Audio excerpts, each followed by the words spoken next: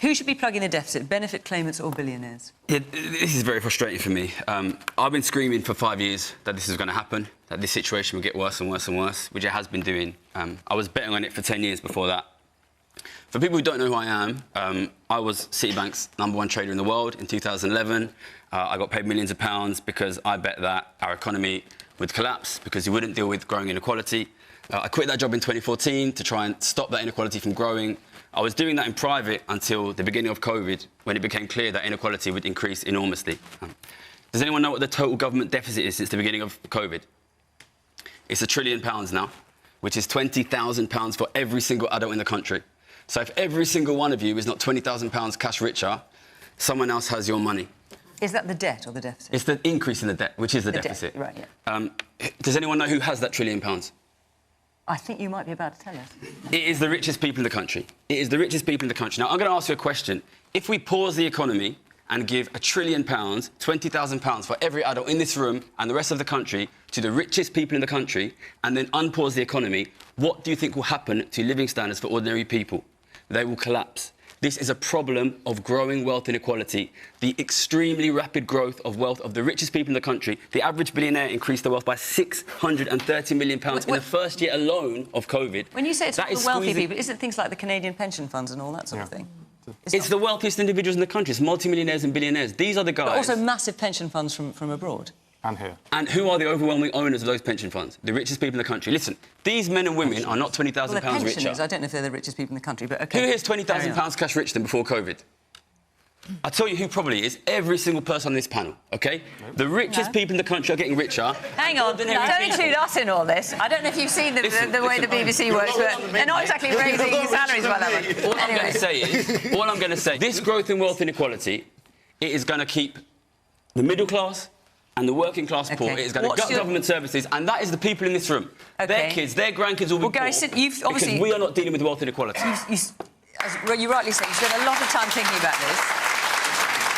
What do you think the solution or solutions might be? We have to shift the tax system. We have a tax system which taxes ordinary working people 30, 40, 50, 60%, while people like the Duke of Westminster can inherit £10 billion and pay nothing. If you do that, wealth will be sucked out of the middle class. It's already been completely bankrupted the working class. It will bankrupt the government, which is what we are seeing. And there'll be poverty. There'll be broad poverty. There'll be no middle class left. Why are we taxing working people more than billionaires? Tax wealth, not work. Give these people a break. Give their kids a chance. Tax the billionaires. Of course you should. OK. You will know as well as I do that wealth taxes have been tried in a number of countries. Only Switzerland has stuck with it. I mean, they've got no capital gains tax, they've got no inheritance tax, they've got a slightly different situation. Yep. But most countries have abandoned them because they don't bring in that much revenue. What makes you think it would be different here? Fiona, we did it here. We did it here. We did it here in the 50s, the 60s, the 70s, and people like my dad, people like my granddad, who was a bus conductor, were able to buy houses, have financial security, have pensions, have retirements, go on holidays. We did it here. We did it here, and we're losing that now because we're not taxing the rich. The rich are getting richer, and ordinary families are losing the ability to buy houses, have kids. We can do it. We've done it before. OK. Having said that, when we do look at episodes in history where the rich have been taxed more, for instance, you mentioned 1950s Britain, let's look at 1950s America.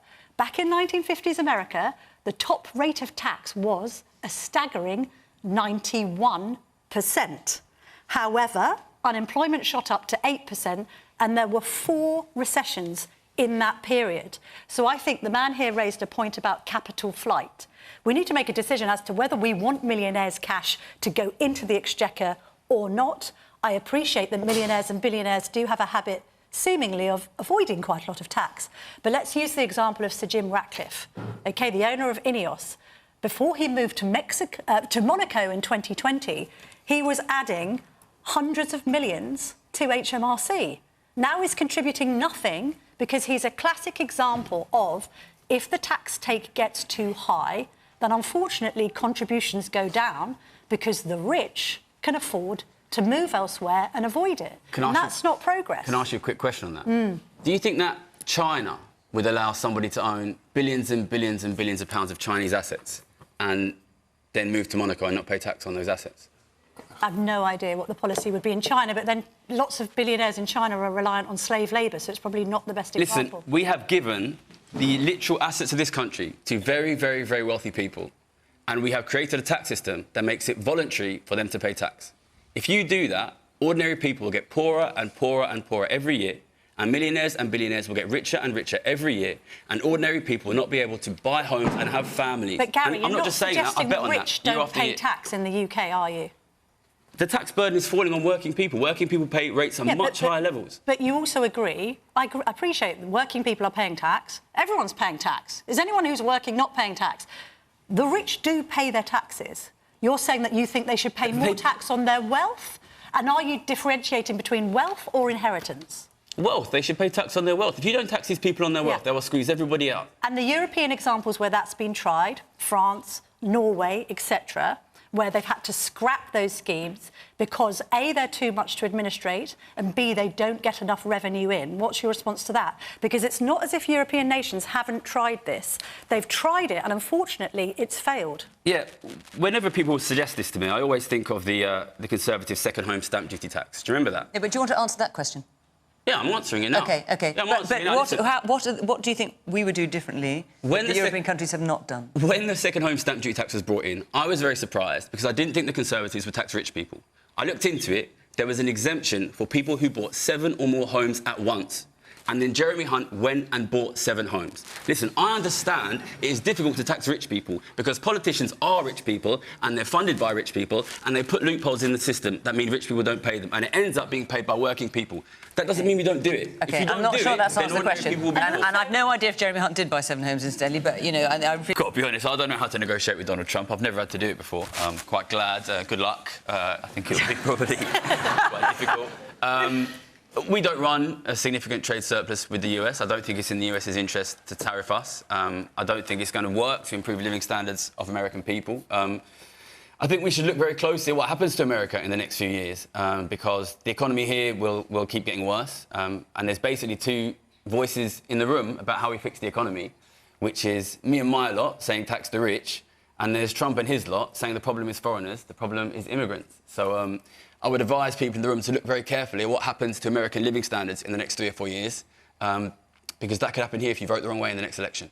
But in terms of how we respond, do you think we should just kind of suck it up and say, OK, and just not respond? I think not respond with tariffs of our own, or go out guns blazing as Daisy's tentative? I think Daisy sounds like she talks a lot of sense. I think it's risky to upset Donald Trump. I think that we've seen that. It's not just Tesla, you know, there's a whole horde of tech billionaires that export an enormous amount to the UK.